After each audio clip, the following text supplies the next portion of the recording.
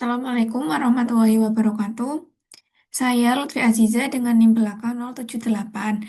Pada video kali ini saya akan menjelaskan tentang penarikan kesimpulan dan juga pembuktian. Yang pertama, saya akan menjelaskan terlebih dahulu untuk penarikan kesimpulan. Diberikan suatu kasus yaitu jika haus maka jika akan minum es teh. Jika tidak minum es teh atau jika makan es krim. Jika tidak makan es krim, kesimpulan yang tepat adalah jika tidak haus. Buktikan. Nah, untuk membuktikan kesimpulan ini apakah benar atau tidak, langkah yang pertama yang dilakukan adalah pernyataan-pernyataan di atas ini kita misalkan terlebih dahulu. Yang pertama, jika haus kita misalkan dengan P, jika akan minum es teh kita misalkan dengan Q, jika tidak minum es teh kita misalkan dengan negasi Q, jika makan es krim kita misalkan dengan R, jika tidak makan es krim kita misalkan dengan negasi R, jika tidak haus kita misalkan dengan negasi P.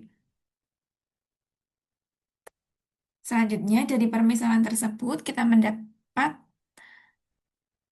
tiga pernyataan. Yang pertama ada, jika haus, maka jika akan minum es teh, kita tulis menggunakan jika P, maka Q.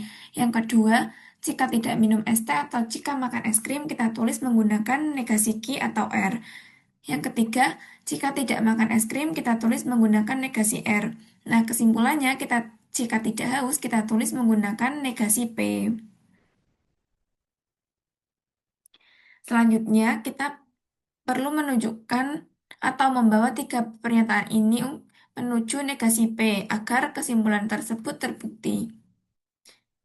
Nah, langkah yang pertama yang kita lakukan yaitu pernyataan kedua negasi Q atau R kita implikasikan sehingga menjadi negasi Q maka R.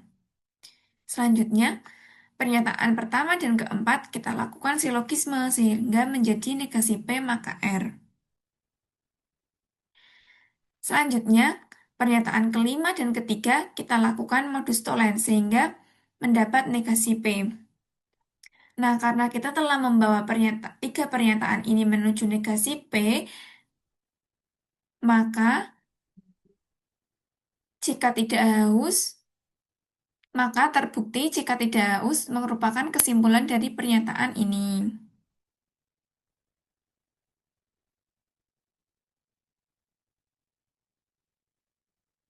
Yang kedua ada pembuktian. Diberikan suatu kasus yaitu menggunakan induksi matematik, buktikan bahwa 1 tambah 3 tambah 5 tambah titik-titik-titik tambah 2n-1 sama dengan n kuadrat selalu berlaku untuk setiap bilangan asli n. Untuk membuktikannya, langkah pertama yang harus kita lakukan yaitu buktikan untuk n sama dengan 1 itu benar. 2n-1 sama dengan n kuadrat. Kita substitusikan n sama dengan 1. Jadi, 2 dikali 1 dikurangi 1 sama dengan 1 kuadrat. 2 dikali 1 kan 2. Jadi, 2 dikurangi 1 sama dengan 1. Karena 1 kuadrat kan 1. 2 dikurangi 1, 1. 1 kuadrat 1. Jadi, benar untuk n sama dengan 1. Langkah 1 terbukti benar.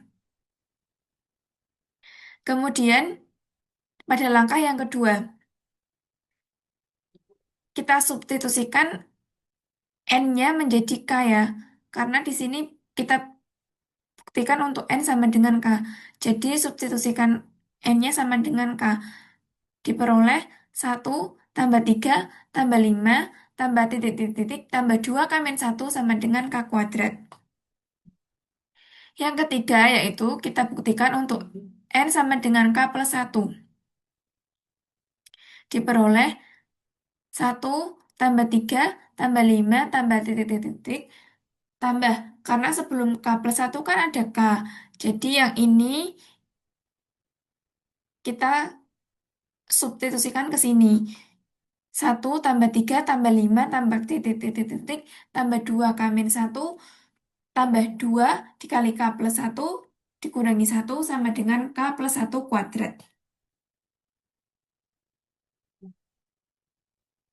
Tadi kan udah diketahui di langkah kedua untuk Jadi 1 sampai 2 kambing 1 ini sama dengan kan K kuadrat. Jadi kita tulis saja langsung di sini K kuadrat.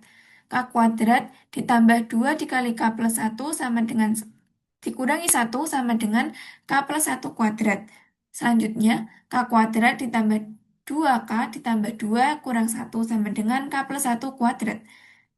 Yang ketiga K kuadrat ditambah 2K ditambah 1 sama dengan K plus 1 kuadrat. Nah, yang terakhir, K kuadrat ditambah 2K ditambah 1 sama dengan K kuadrat ditambah 2K ditambah 1. Karena K plus 1 kuadrat hasilnya tuh ini. Karena ruas kanan dan ruas kirinya sama, terbukti jika 1 tambah 3 tambah 5 tambah titik-titik tambah 2N dikurangi 1 sama dengan N kuadrat berlaku untuk setiap bilangan asli N. Sekian penjelasan saya terkait penarikan kesimpulan dan juga pembuktian matematik. Terima kasih. Wassalamualaikum warahmatullahi wabarakatuh.